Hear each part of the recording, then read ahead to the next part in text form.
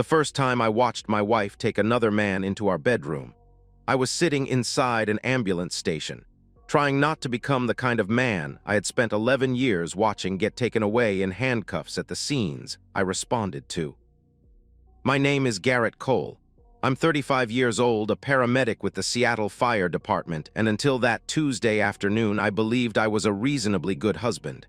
Not perfect, not always present, but steady, dependable, the kind of man who shows up at work, at home, and everywhere in between.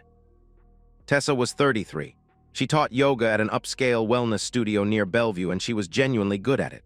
Her classes filled up weeks in advance. People drove across the city to take her sessions. I was proud of that. I paid the mortgage and most of our household expenses because my salary was stable and predictable. Tessa reinvested most of her earnings into her brand, retreat weekends, certification courses, new equipment for the studio. Supporting her ambitions felt natural. It felt like love. We had been married 6 years. No children, though we talked about it. The kind of marriage that looked solid from the outside and mostly felt solid from the inside until it didn't. The distance crept in slowly, the way it always does. Tessa had been less affectionate over the past couple of months. She stayed at the studio later than her schedule required. She showered immediately after coming home, sometimes before she'd even said hello. Her phone lived face down on every surface, and she angled the screen away whenever I passed behind her. I noticed. I always noticed. But I told myself that her career was growing, that my long shifts were draining her too, that the emotional weight of my job spilled over and pushed people away without me meaning it too. I made excuses for her because I wanted our marriage to work. 3 weeks before everything ended, I installed a new security system while Tessa was visiting her sister. A string of break-ins in our neighborhood had escalated, and I wanted exterior cameras, door sensors, and motion alerts covering the upstairs hallway and bedroom entrance. Cloud storage. Live feeds I could pull up from my phone. When Tessa came home, I explained how it all worked. She half listened, said it sounded thorough, and went to make dinner. Then on a Tuesday, while I sat completing shift paperwork, my phone buzzed with an alert. Bedroom motion detected. Tessa had told me that morning she'd be teaching until 5. I opened the live feed.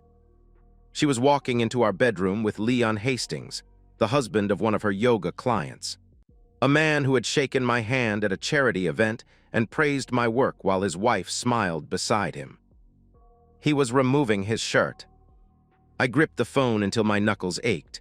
I did not drive home. I did not call her name. I walked into an empty supply room, sat on the floor, and forced my breathing slow. Then I opened the cloud archive. There were 3 earlier recordings. This was not a mistake. It was a routine. I watched every recording alone, in my car, in the dark parking lot of a grocery store 3 blocks from our house. I couldn't watch them at home. I couldn't watch them anywhere Tessa might find me. The timestamps told a story more clinical than any argument could. Leon arrived within 30 minutes of my shift starting each time. He left no later than 2 hours before I was expected back. Tessa sometimes changed the bedsheets before I came home. Once she had opened the bedroom windows. The effort she had invested in maintaining this secret wasn't impulsive. It was practiced, organized. She had been protecting this lie the way I had protected our house, methodically, with care, as if it mattered. I sat with that knowledge for almost an hour before I started the car. The first call I made the next morning was not to Tessa. It was to a divorce attorney named Daniel Mercer, a quiet, methodical man whose reputation came recommended by colleagues at the station who had been through their own bad years. I explained what the cameras had captured. He told me to stop talking and start listening. Daniel's instructions were precise. Preserve the original footage, every file unchanged. Create encrypted backups and give him a separate copy. Photograph all financial documents in the house, mortgage statements, retirement accounts, vehicle titles, and tax returns for the past 3 years. Review the joint accounts for irregular spending. Do not threaten Tessa. Do not confront Leon. Do not do anything that could transform me from the wronged party into the problem. He also explained the limits of what I could expect under Washington state's divorce laws. Adultery alone wouldn't hand me every shared asset. The marriage's duration, our respective contributions and final settlement negotiations would all factor in. But evidence of hidden spending, misuse of marital funds, or dishonesty during proceedings could meaningfully affect what I walked away with. I followed every instruction to the letter. I backed up the footage, handed a copy to Daniel, and spent 2 evenings quietly photographing documents from the shared filing cabinet. The joint accounts showed small cash withdrawals and several charges I didn't recognize, amounts too modest to trigger suspicion on their own, but impossible to dismiss once I looked at them alongside 4 afternoons that hadn't happened the way Tessa had claimed. At home, I performed the hardest role of my life. I made breakfast. I asked about her classes. I laughed at the right moments and kissed her cheek at the door and acted like a man who had no idea his world had been dismantled while he was saving someone else's. One evening, Tessa mentioned Michelle Hastings casually, Leon's wife. She described her as insecure and controlling, then said that Leon deserved someone who genuinely appreciated him. She said it with such comfortable certainty, such easy cruelty, that I had to excuse myself to refill a glass I didn't need. After she fell asleep, I found Michelle on Facebook. Her profile was full of family photographs, anniversary posts, and public praise for her devoted husband. I sent her a message that same night. I told her I needed to discuss something involving Leon and Tessa. She responded defensively at first, but when I mentioned dated video recordings, her tone shifted immediately. She agreed to meet the following afternoon. Her final message before I closed the app stopped me cold. "Is this about my husband sleeping with your wife?" she asked directly through the screen. I realized she had been carrying her own suspicion alone. But suspicion, no matter how heavy, is not the same as seeing the truth with your own eyes. What? Michelle Hastings arrived at the cafe before me and chose a corner table with her back to the wall. She was 36, with precise posture and the kind of composed expression that people develop after years of absorbing pressure without showing it. She worked in commercial property management. She was not the kind of woman who needed to be handled carefully. She asked how I had found out. I explained the security system, the notification, the archive. I placed my phone on the table and played 30 seconds of footage, enough for her to recognize her husband, not so much that I was forcing her to absorb more than she needed to see. She watched without flinching. Her jaw tightened, she did not cry. Instead, she asked me how many recordings existed, whether they carried clear timestamps, and whether my attorney had already received and preserved the originals. Her questions were immediate and practical, and they earned my respect immediately. When I confirmed there were 4 encounters, she leaned forward and asked quietly whether I would allow her attorney to use the footage in her own divorce proceedings. I agreed, I told her, provided both our legal teams coordinated carefully and that neither Tessa nor Leon learned about the evidence before we were ready. Then Michelle told me what she had been noticing on her end. Leon had recently grown secretive about their finances, she explained. He had described a consulting investment that had absorbed several $1,000s from their joint account. She had found hotel charges attributed to work conferences she couldn't verify. She had been quietly building her own record for weeks, she said, but had lacked the definitive evidence she needed, until now. I realized the affair had extended well beyond my house. We agreed not to act immediately. I wanted one final confrontation, both betrayed spouses present, both cheaters caught without any room to shape the story before we had finished speaking. Michelle agreed, but insisted firmly that every step remained deliberate. We would record the confrontation. We would contact police if anyone became violent. We would have completed divorce petitions ready before entering the house. The goal, she made clear, was not only humiliation.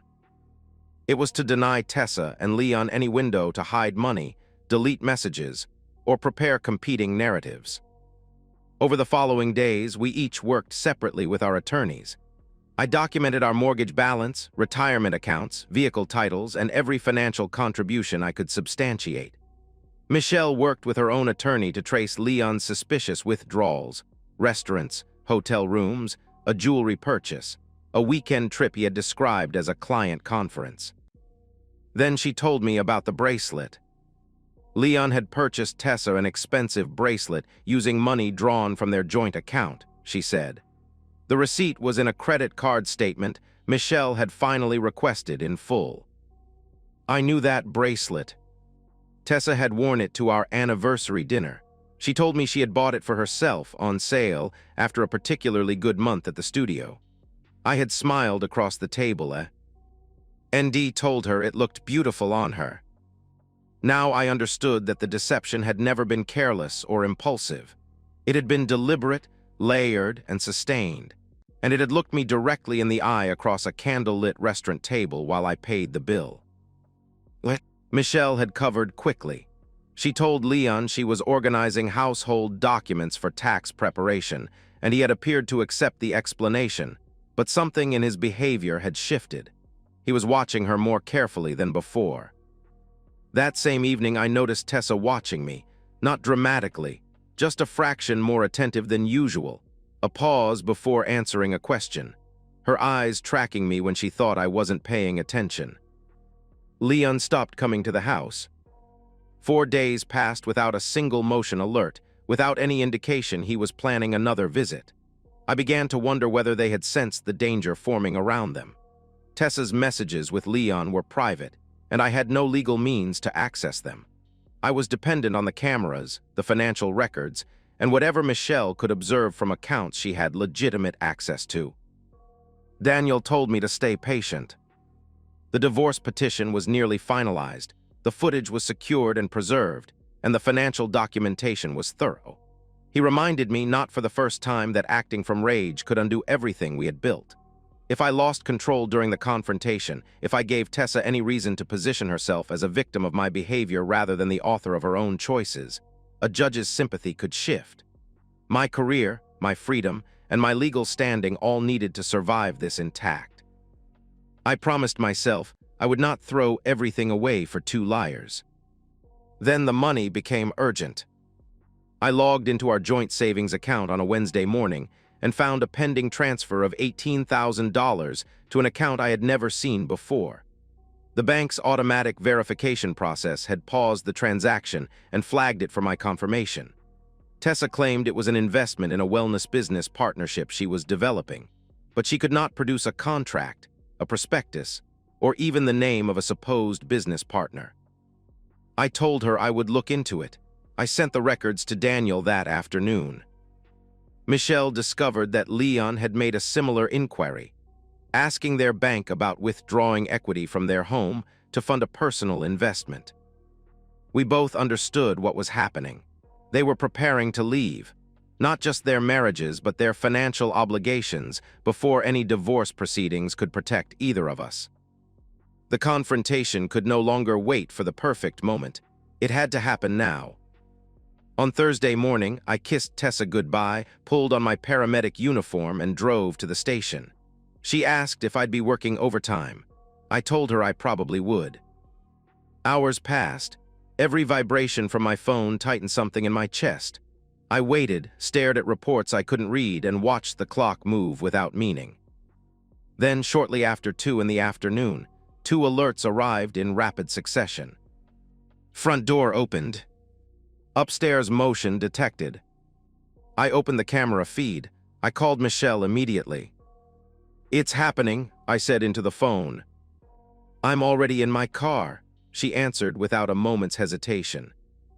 I had spent my career racing toward other people's disasters. That afternoon, I drove toward my own, and this time I wasn't coming to save anyone. I reached the house 8 minutes before Michelle and sat in my own driveway watching the front door of the home I had paid for, maintained, and trusted with everything I had. Every light I could see from outside was ordinary. The garage door was closed. The neighborhood was quiet. From the street, it could have been any other Thursday afternoon. I did not go inside until Michelle's car turned the corner. She parked behind me and stepped out without rushing. We looked at each other once, confirmed our phones were recording, and I verified that the home security system was actively uploading to cloud storage. It was. Every second was being preserved automatically, beyond anyone's ability to delete or deny. We entered through my front door. I could hear movement upstairs before we reached the landing. Leon's shoes sat at the base of the staircase beside Tessa's cardigan, folded neatly across the banister. That small, careful detail, the folded cardigan, nearly broke something inside me. She had tidied while betraying me. She had maintained her habits even here, in the middle of destroying everything we had built together. I opened the bedroom door. They were in my bed. For several seconds, the room held a silence so complete it felt almost formal. Tessa went rigid beneath the sheets, the color draining from her face the way it does from people who have just understood that the version of events they plan to tell will no longer be possible. Leon scrambled toward the edge of the mattress, reaching for anything to cover himself. Michelle stood behind my left shoulder and looked at her husband the way a person looks at something they already knew was broken, but had been hoping, quietly and privately, was not. I placed a folder on the bed between them. Printed screenshots from the cloud archive, time-stamped financial records, drafted divorce papers for both marriages, mine and Michelle's, prepared in advance and signed by our respective attorneys, ready for formal service. "Both of you are finished," I said. Tessa cried immediately, not the slow, sorrowful kind of crying that arrives when someone genuinely understands what they have done, the fast, reactive kind that arrives the moment someone realizes they have been caught without an exit. I had been emotionally unavailable, she told me through her tears. My work had created a distance between us that she hadn't known how to close, she insisted. She said it as though I had caused this. As though my long hours were the reason Leon's shoes sat at the bottom of my staircase. He and Michelle had already been unhappy long before any of this. Leon announced with defiant certainty. Their marriage had been hollow for years, and what he and Tessa had found together was something real. Then I told them both what the cameras had captured. I told them the attorneys already possessed copies of every file, every timestamp, every frame. The excuses stopped. The justifications collapsed. And then they turned on each other. Choosing my house had been reckless and stupid, Leon said, his voice rising with accusation. He had told her they should be more careful. Tessa fired back, accusing him of being the one who had pursued her, who had been the aggressor from the very beginning. Michelle laid every hotel charge, every restaurant receipt, the jewelry purchase, and the bracelet on the table with the same measured composure she had shown in the cafe. Leon's expression changed completely when he understood the full scope of what she had traced and documented. The color left his face the same way it had left Tessa's. He lunged for Michelle's phone. I stepped between them before his hand reached her. "Stay out of it," Leon warned, his voice low and tense. "Step back," I replied, holding my ground.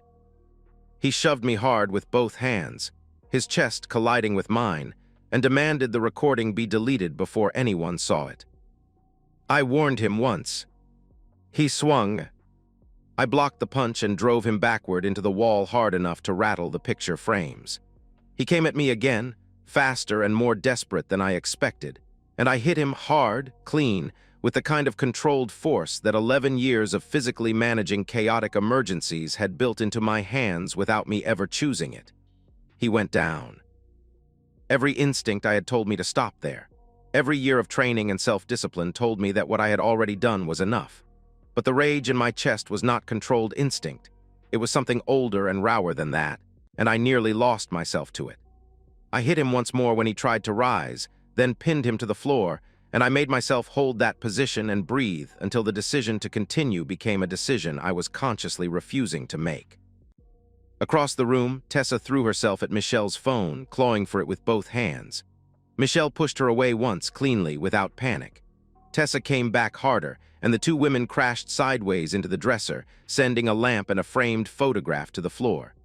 Michelle overpowered her, drove her back onto the bed, and looked down at her with an expression that contained no anger whatsoever, only clarity. "Sleeping with a client's husband," Michelle said, her voice low and steady. "And wearing a bracelet he bought with my money to your anniversary dinner was not a moment of weakness. You made that choice over and over again for weeks." Tessa had no answer for that. She could only cry. The room was in full chaos. Leon was still on the floor. Tessa was shaking. Michelle stood over the wreckage of her marriage with her phone recording everything and her composure entirely intact, and I understood in that moment that she had been stronger than any of us throughout the entire ordeal. I ordered them out. They begged for privacy to dress. They begged me to let them leave before the neighbors noticed. I allowed them robes and enough clothing to cover themselves. Nothing else. No private discussions, no unsupervised access to any room in my house, no opportunity to delete a message or pocket a document. On the front lawn, with the late afternoon sun making everything feel unbearably ordinary, Leon threatened to call the police over what he described as an unprovoked assault. I made the call myself. The officers arrived within 7 minutes. They separated all 4 of us, reviewed the recordings from both phones, and pulled the most relevant angles from the security system. Leon's initial shove, his first swing, and his lunge toward Michelle's phone were all visible and clear across multiple recording angles. Tessa's attack on Michelle was captured from 2 perspectives simultaneously. The responding officers established that I had entered my own legally registered property, that I had been physically attacked first, and that I had ceased the confrontation once Leon was no longer a threat. "No one arrested me?" Tessa asked, in front of the officers and the neighbors who had gathered quietly on their driveways to watch the spectacle unfolding on my lawn, whether she could stay in the house that night. She had nowhere to go, she said, her voice breaking. She just needed one night, she pleaded. I refused. I told her, in a voice that surprised me with its steadiness, that all future communication between us would go through my attorney. Michelle gave Leon the same instruction. The officers remained on the street until both their cars had disappeared from view. I went back inside alone. The bedroom was damaged, the bedding was ruined, the marriage was over. For the first time in weeks, I did not have to pretend that any part of any of it was fine. Tessa believed that being caught was the worst thing that could happen to her. It wasn't. Being caught lasted one afternoon. Living with the consequences lasted forever. The months that followed were not clean or cinematic. Divorce proceedings rarely are. Washington state does not punish adultery by stripping the unfaithful spouse of everything they are owed. I understood that going in, and Daniel had never promised me otherwise. What he had promised was that thorough preparation would protect me, and it did, in every way that mattered. The security footage established the affair's timeline and Tessa's pattern of deliberate deception. The attempted transfer of $18,000, combined with her complete inability to produce a single document supporting her supposed investment, destroyed her credibility at precisely the moment she needed it most. The court did not view her as a wronged woman attempting to secure her financial future. It viewed her as someone who had already begun dismantling the marriage financially before it was legally over. I purchased Tessa's share of the house and kept it. I protected the majority of my retirement savings. The long-term spousal support she requested was denied. She left the marriage with significantly less than she had anticipated, and she left responsible for a portion of her own legal costs. Michelle's case reached further. Her attorney entered every documented expenditure into the proceedings: the hotels, the restaurants, the jewelry, the bracelet, the weekend trip Leon had called a business conference. The court treated the use of marital funds to sustain and conceal an affair as exactly what it was. Michelle retained their home. Leon received a financial credit against the assets he was otherwise entitled to, leaving him in a position he had never imagined when any of this began. Neither of them suffered because Michelle or I manufactured lies or planted stories. The truth simply moved through the overlapping networks that had always surrounded both couples: Tessa's clients, Leon's professional contacts, mutual friends who had attended the same charity events and social gatherings where both marriages had been publicly performed for years. Clients learned that Tessa had slept with the husband of a woman who attended her classes, accepted gifts purchased with that woman's money, and worn those gifts to her own husband's face. Several canceled their memberships without comment, which required no comment at all. The wellness studio quietly removed Tessa from its instructor schedule within 2 months, citing a restructuring that fooled no one. Without my income and without her studio work, She moved into a cramped apartment east of Seattle and started over from a position she had created entirely by herself. She called her parents and asked whether she could come home temporarily. Her father had watched the recordings before she made the call. A single moment of poor judgment might reasonably be called a mistake, he told her with quiet firmness. Repeatedly bringing another man into her husband's house, across multiple weeks, with care and planning and deliberate concealment, required something more than a moment of weakness. He told her no. Leon's professional reputation survived the divorce. His finances and his domestic life did not. He lost the house, paid substantial legal costs, and discovered within months that the version of Tessa he had pursued so recklessly, the exciting and uncomplicated version that existed only in the context of secrecy and someone else's destruction, vanished the moment bills and daylight replaced the thrill. Their relationship collapsed without me needing to accelerate passion built entirely on someone else's ruin has no foundation once the ruin is complete. I replaced the bed, I repainted the bedroom, I returned to work. The house stopped feeling like a monument to what had happened inside it and began feeling, slowly at first, and then completely, like proof that she had failed to take it from me. Michelle and I still meet occasionally, coffee, sometimes lunch. We compare progress through the aftermath with the ease of two people who require no explanation for the things the other one already understands. What we share is not a romance. It is something quieter and more durable than that. It is the understanding of two people who looked at the worst version of their lives and refused, deliberately and without fanfare, to let it become the final version. Tessa sent me a long message several months after the divorce was finalized. It was detailed and emotional, and I believe, genuinely meant. She wanted me to know that she understood the damage she had caused and that she was working, in therapy and in solitude, to understand why she had made the choices she had. I read it once. Then I deleted it. Some betrayals deserve forgiveness from a distance. Others deserve silence.